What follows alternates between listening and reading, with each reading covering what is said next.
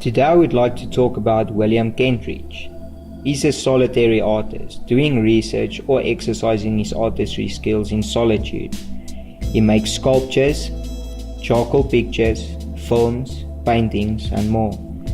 He does appear to be a bit insane, as the use of his own personal techniques when it comes to making films seems strange at first glance. As time progresses and we learn about the artist, we start noticing that his techniques may appear strange, but it is still innovative. I understand that to be innovative is to think outside the box, even if that means using crazy never thought of ideas and turning them into something that others could understand, which could be past events, thoughts, ideas, emotions, and many more. A concept is what distinguishes a mere building from a work of architecture. At its core, architecture seeks to solve problems. It's the questions we ask that will determine which problems architecture will resolve. Developing a concept helps us frame the questions that we are asking, and it guides the design process.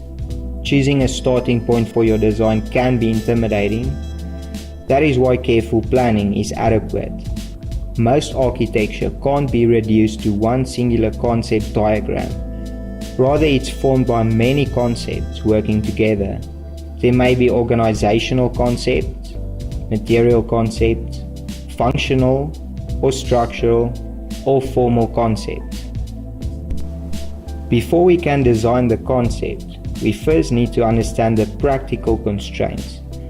My design process begins only after gathering and assessing all the given parameters for our project. This primarily consists of three types of information. There is information from the site, like the local climate, winds, vegetation, building context, history, etc. Legal zoning framework describes where we can and we cannot build. The second type of information is from the client. Every client has their own set of beliefs, preferences, preconceptions, agendas, budget, and understand the personality traits, which shapes the design. The client and the building together determines what architects call program. A program is a detailed list of rooms, spaces, and sizes. The third type of information I gather is related to the building typology. Is it a museum, a home, or a school? To learn about a building typology, architects conduct an analysis of notable or relevant historical precedents to know what problems these type of structures grapple with.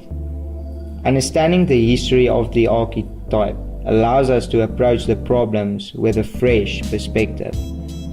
All of this necessary information is important to collect with every project. This inventory can also serve as the seed idea that forms the design process. Like a film, the setting, the characters, the cinematography, and the plot all conspire together to make it what it is. Once we gathered all this information, it is time to begin processing it into a usable form. Buildings interpret their surroundings and reformulate them in a way that can be experienced. The site demands specificity from architecture. It must read to it. So using the site to inspire the building concept is as genuine place to start as any. We can react to views, light, vegetation, topography, historical features if there is, and also surrounding structures. In this case, I have chosen classical, basic, rectangular structures to form the concept.